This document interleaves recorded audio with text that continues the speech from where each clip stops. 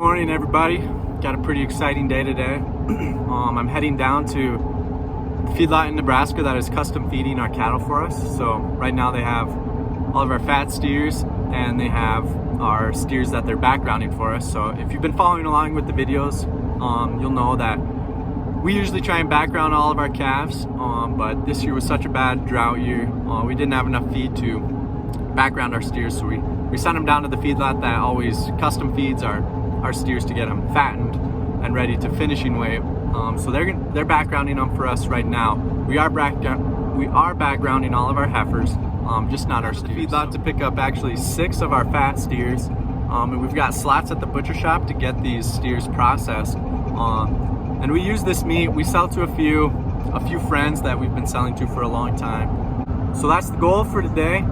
I'm really looking forward to going down to the feedlot. I've never been down here and seen it.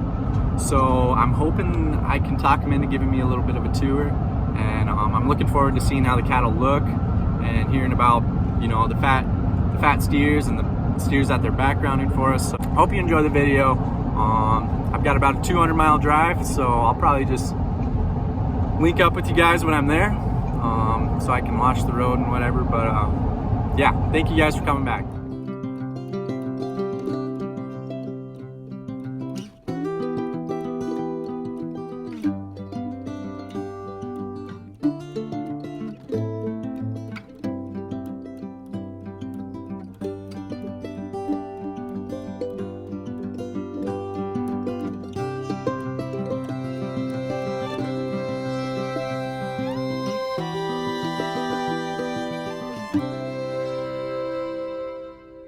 Missed my turn, so I'm gonna turn around here in the road real quick. Make sure no one's coming.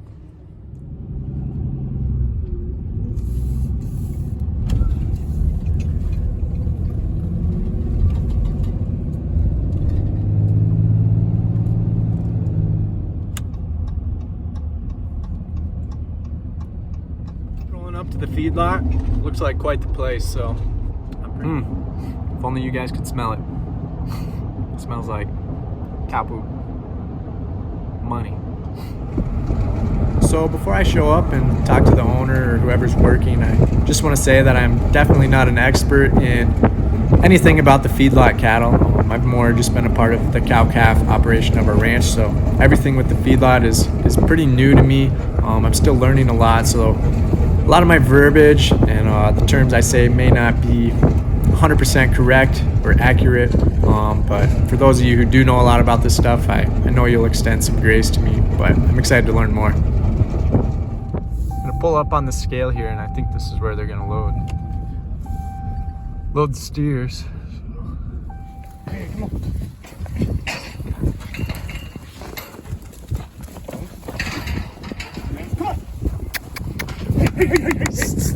Come on, hey. Come on. Let's go, Steve. Hey.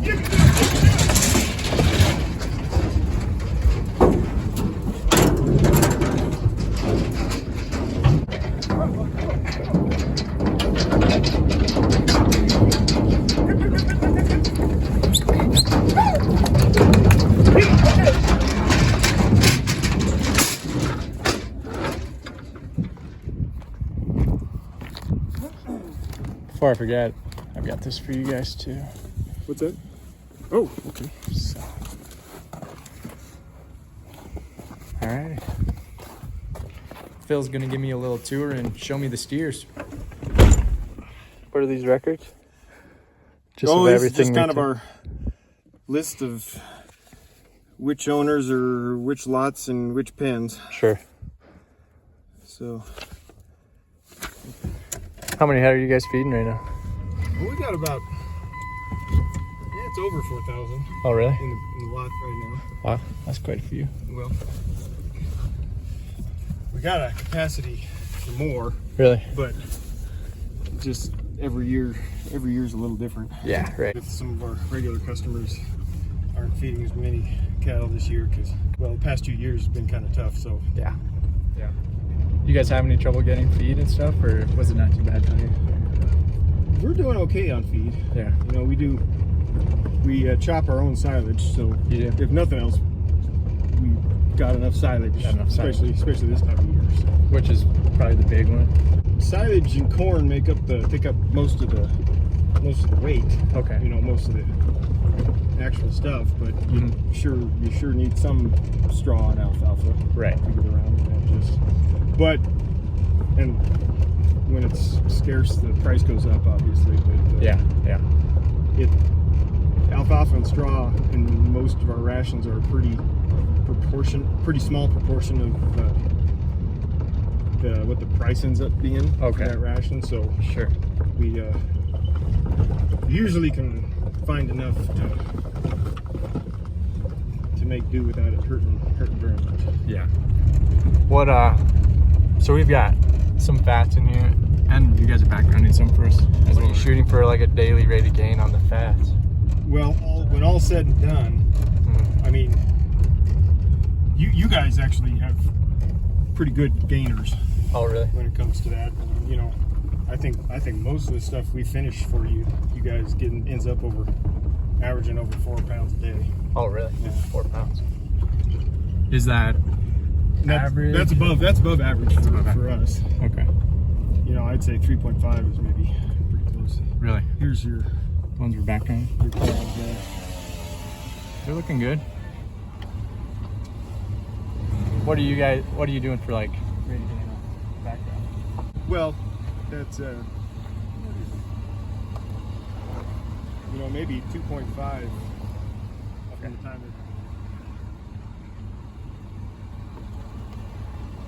Do you guys usually background more than you finish, or finish? We finish most everything. Yeah. I mean, well, percentage-wise, we always have a couple lots of just kind of small group that they just want to feed until it's time to kick them back out to pasture and do that and AI them and go through that whole thing. Sure. You know, well, if they're in a drought, your rancher low on feed, you need to take them somewhere. So I know. Fill in the gaps that way, kind of. Right. Yeah. This year, being able to do this with our steers is quite the blessing. And we probably would have to sell a bunch if we weren't able to do that. You're gonna sell them as feeders after the first, or no? I think we'll probably keep them. Oh, probably maybe finish them. Yeah. Okay. Yep. That's probably that's kind of what I was thinking. Yeah. So do you have buyers come out here? Yeah. We got you know, if we got a pen or two that are finished and ready for market, let our marketer know. We use a service that kind of deals directly with the packer to negotiate that kind of thing. But give them a heads up and give the buyer a heads up, and the buyer will a lot of times show up on Monday or Tuesday, and if they're interested, they'll make an offer Thursday or Friday. Really? That quick? Well, yeah. They kind of. I think the plants think in terms of weeks. You know, I got this week covered, and then next week I got to figure out how much I need, and sure, make a plan for that. Go accordingly. Yeah. Do you work with any packers more than another, or like Cargill or JBS? Well, not specifically, but like 90% of our animals either go to JBS Swift or Cargill. Really? Yeah, and that's just because they got plants real close down in northern Colorado. Sure. These are your fats right here. Okay. Is that great? Yeah, we just sent you another group of fats last. Yeah, that's what my dad was saying. We got a pretty good price on them. Yeah.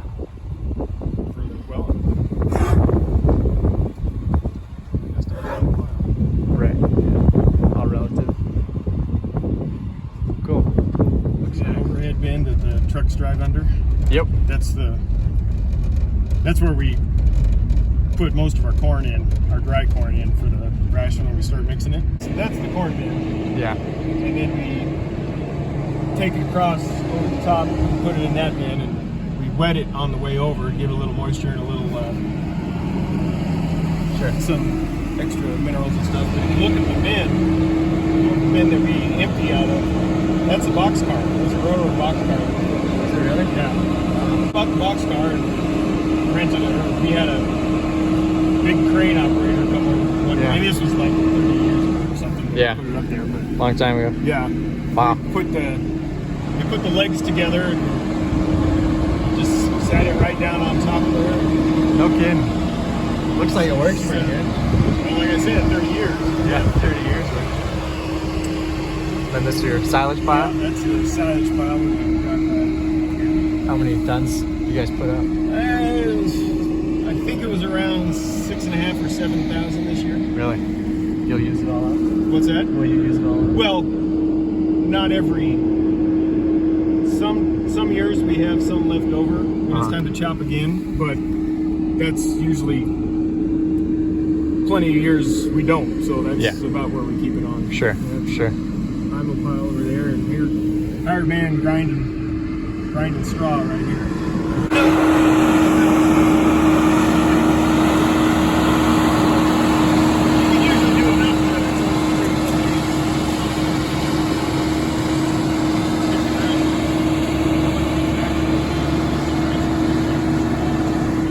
When they're smaller, you got a ration that's more roughage and less energy or less corn, basically. Right, and sure. that just helps them grow. Kind of their frame grow big enough, grow their frame big enough so to they can hold the weight we need to carry. Right, which is what you're putting on when you're finishing. Right. Yeah. Right. When they get about calling the 800-pound range, then they're probably ready to start stepping. We gradually increase the amount of energy in the ration until we get to the top ration, which has a lot of corn in it that you can really put on the beef. Yeah, put the beef on. Yeah. What weight are you feeding the finishing cattle to that you feel they're ready? Well, or is it different for each breed? I'll rephrase your question. Okay, perfect. The weight that they end up at depends a lot on the weight that they come in at. The trick or the metric on when they're ready to ship is, well, for one, if they look finished. A lot of these guys around here have been haven't used a computer for half their life to do this, so they just say, well, yeah, that one's ready. And I think they're supposed to be like 2 inches of back fat or something at this one point. That means they're ready. It's the ideal time. But kind of what we look at is number of days on final ration. Oh, really? Yeah. 100 days to 120 days is kind of the window that you want to get them sold at. Okay. On average, and that's just what we use. And over that amount of days, they'll probably be depositing more fat. I mean, they put on a lot of muscle and they put on a lot of meat in there. Right. But if I remember right, it's in the last couple days where they start putting on fat, which which is where the flavor, the good flavor comes from, and that's why you don't want to do it too soon. Otherwise, it's too lean, and it's not as the packer can't sell it for as much. And if it's too much, then the packer's like, well, this is a lot of trim we need to do. Can't get it. Dock some. This doesn't work for us, so right. So that's kind of the traditional window, I'd say, of where we try and make it work best. Sure. So, when it comes to how you're marketing these cattle, do you see it more beneficial to you guys and the producer doing like formula type pricing, or more cash negotiated, or is there a percentage of business that you guys do of each? Or well, we do both. You do both, and it depends a lot on what the state of the market is. If you can, if the cash market's really good in a given week, you may want to just say, I'm not gonna play games, and these are ready, so let's take the price and move forward. Because and you can do your break evens and say, oh yeah, that price is going to clear our break even lines, so you don't go broke selling at a profit, right? See, the formula is a good tool to use, because you may have a pen that the packers may not be very interested and may not need very many cattle, and they may look at the lot. I personally don't think anybody is good at eyeballing how good a beef is just by looking at it. But they may not be that interested in that pin per se. But if you do it on it, you do, okay, well, I'll tell you what, we'll do it on a formula. We take it at formula, and they go, yeah, we can do it on the formula, because that kind of protects the packer a little bit, so they don't have to pay for stuff Sure. that isn't as Sure. is ideal for their situation. Yeah. So they're more willing to take animals that Yeah. they may not be that interested in otherwise. So Right. it helps, you know, just keep things moving. Yeah. Yeah. As far as I can tell now, you know, always having the option for formula seems like it works out Beneficial. for both sides. For sure. So There's a place for both. yeah, you Probably, know, yeah, you know, but if I know they're talking like beef supplies are really tight and the prices in the supermarket are pretty hefty, so it may be a lot of people just want to do the cash market for in the next month or two. Right. Well, thanks, Phil. You bet. Appreciate it. It's pretty cool. What you guys got going on down here, my dad? We do our best. He's had nothing but good things to say about. Well, what you guys are heck, doing I'll and take stuff, that. so, yeah. I'll take that. Yep.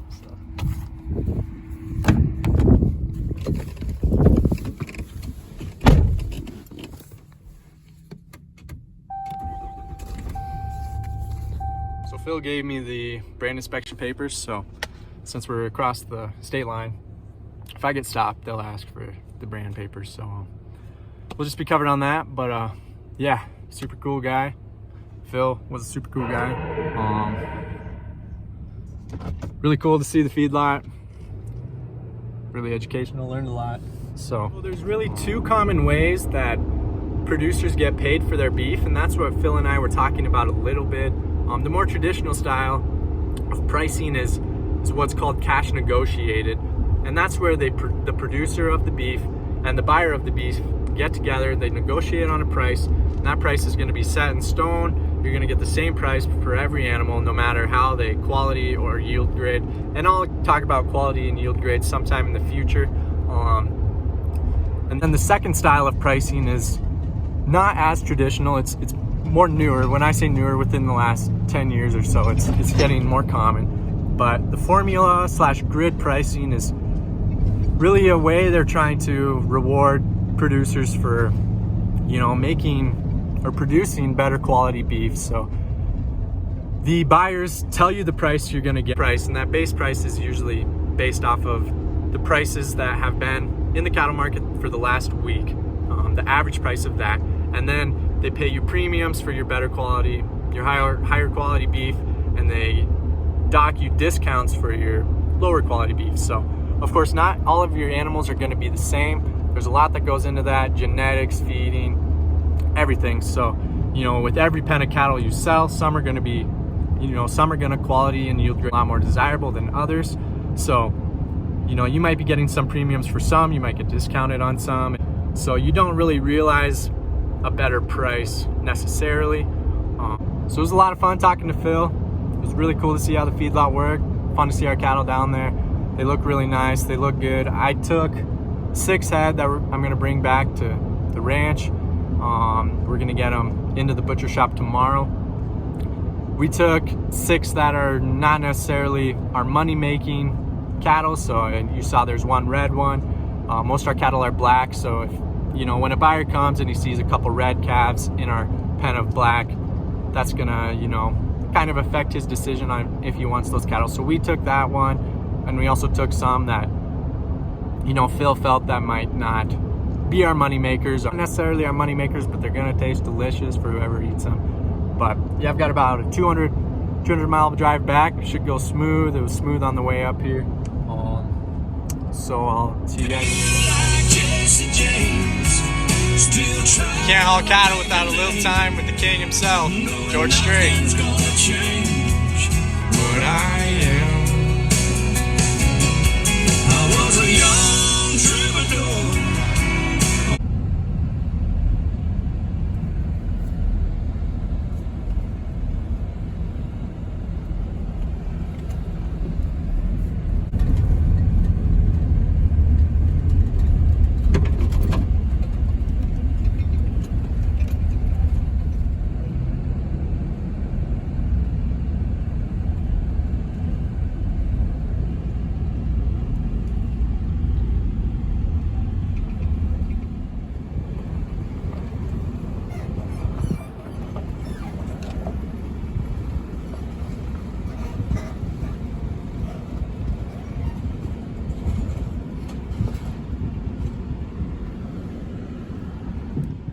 get these boys unloaded.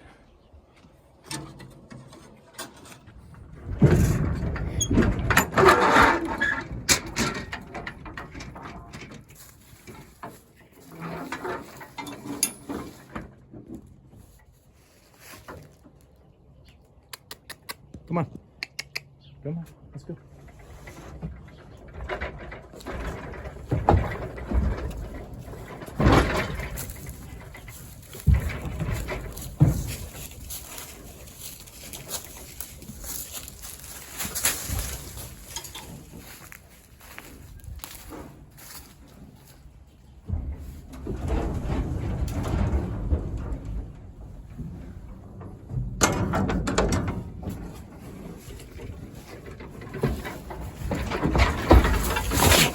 Hey! Red one's a little ornery. No wonder he's getting sent to the butcher.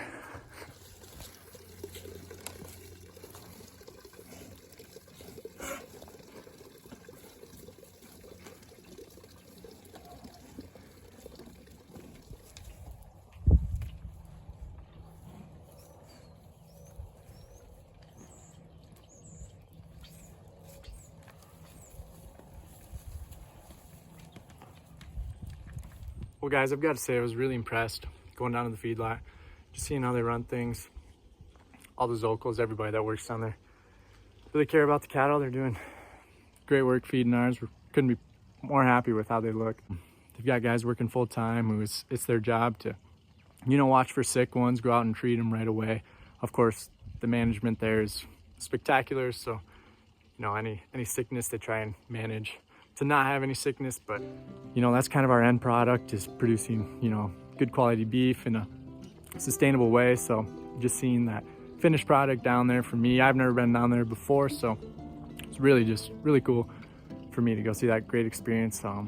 Yeah, I hope you enjoyed it. I hope you enjoyed the video. Subscribe if you're liking them, and just thank you guys for everything. I'll see you in the next video.